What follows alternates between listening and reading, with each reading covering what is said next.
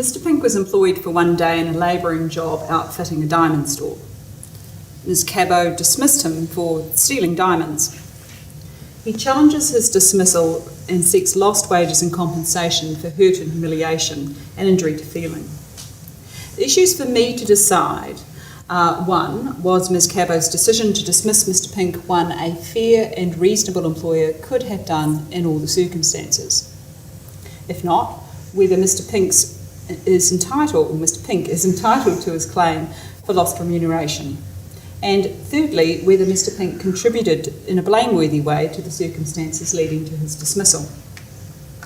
Now, the law is well known. An employer must investigate concerns, raise those concerns with the employee, give the employee a reasonable opportunity to respond to the concerns, and then genuinely consider those concerns or that explanation prior to dismissal. Now, Ms. Cabot tells me the dismissal was justified because she gave Mr. Pink a fair chance to comment on the allegation, and he failed to provide one.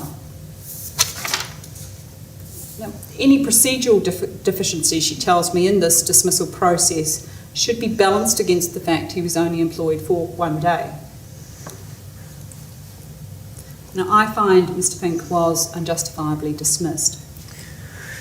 I don't accept Ms. Cabot's arguments, and I explain that in the following way.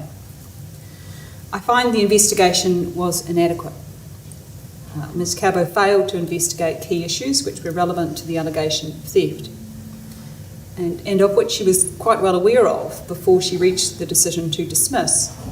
And these, of course, included Mr. Pink and Mr. White's hands being stained or not stained, and who they'd been in the toilets with and when.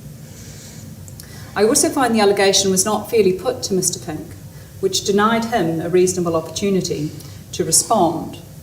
Now, he was not told he could consult a representative or that a possible outcome of this process may be, in fact, dismissal. Those elements are fundamental to the obligations of a fair process. The duration of employment is irrelevant.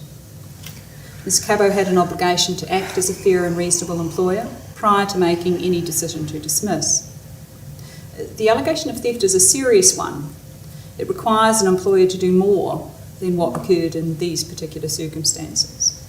Ms. Cabot had the resources and time to ask more questions. She failed to do so. I now turn to Mr. Pink's claim for remedies. Mr. Pink is required to take steps to mitigate his losses. This includes reasonable efforts at finding alternative work. I'm not satisfied he has taken reasonable steps to mitigate his lost wages. I accept he's been out of work for 3 months, but without adequate evidence of steps he's taken to find another job, he has not made out his claim. I am, however, satisfied Mr. Pink was humiliated and hurt by this dismissal. I find that deficiencies in the dismissal process would have compounded those feelings, and I award him $5,000. There is an order pursuant to section 1231CI of the Employment Relations Act 2000 that Ms. Cabot paid to Mr. Pink the sum of $5,000. I also find that there was no contributory conduct requiring a reduction in any of the remedies. Thank you.